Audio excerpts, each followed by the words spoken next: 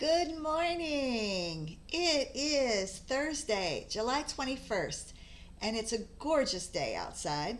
At least I hope so.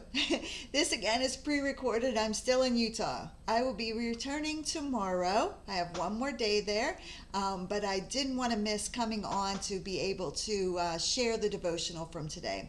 So we are on day 21.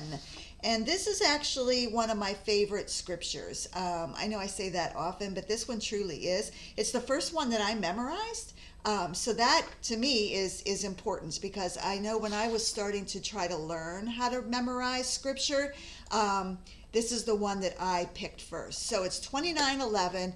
For I know the plans I have for you, declares the Lord.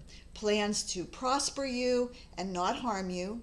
Plans to give you hope and a future. So, plans to give you hope.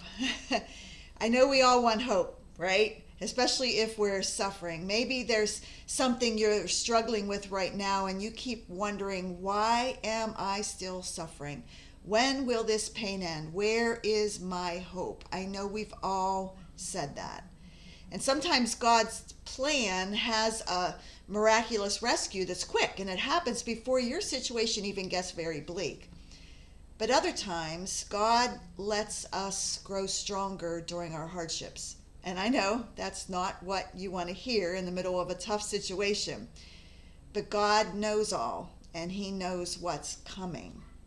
He's not surprised by anything that's happening in our lives right now. Even though we'll continue to screw things up and make mistakes, God declares that He is still has good things in store for us, for those that love Him. So a little history about this verse. This verse was first a promise to the Israelites who were in exile from their homes in Jerusalem. They wanted an immediate end to their suffering, of course. But God replied through Jeremiah that He had a plan for hope. But first, He wanted them to stay right where they were so that they could grow and be an example of God's love to the Babylonians around them. Can you even imagine how these people felt when they were told in verse 10 that it would be 70 more years for God to fulfill His promise and actually remove them from that place? What we have to remember about this verse is not that it's a personal promise that everything is going to be just fine right now or next week or even next year. But it's a powerful reminder that God is in control, that He's got this. Even when life is tough and you don't know what direction you should be going, we've got a God to direct us and make sure that we're pointed in the right direction. Pointed in the right direction.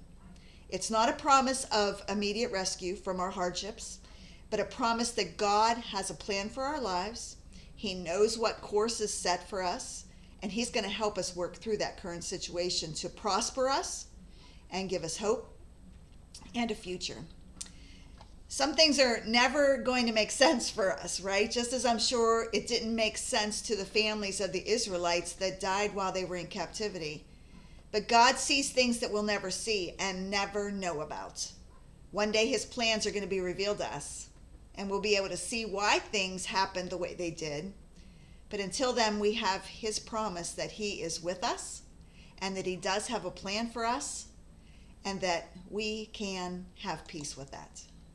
So today's journal, what I did, I kept thinking about a compass because I kept thinking about how God has that plan for us. He set a course for us. And I keep thinking of, we don't know what direction to go a lot of times, but God has a compass that will lead us exactly where to go, where we need to be. He's going to be pointing us in the right direction that's going to lead us. So that's why I drew I found a compass online that actually had like different areas, sunshine, mountains, river, stream, lake, whatever.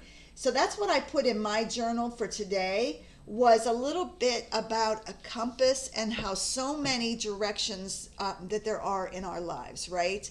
So there's just lots of different directions. So let me know in the comments below what this verse makes you think of. When you think of Jeremiah 29:11, does it give you hope? Or does it, now that you may have not known the history of this, that the people had to wait 70 years, does that scare you? I hope it doesn't. I hope it gives you hope and that you realize that God will be with you no matter if he tells you to wait or if he gives you an immediate release from whatever suffering or situation you're in right now. So that's it for today. I really want to see what comments you have below. Let me know what you're working on today. And we will be back here tomorrow. Tomorrow is day 22, and our scripture for tomorrow is Isaiah 43:2. Okay? Wonderful. Thank you so much for joining me today, and I hope you have a blessed day.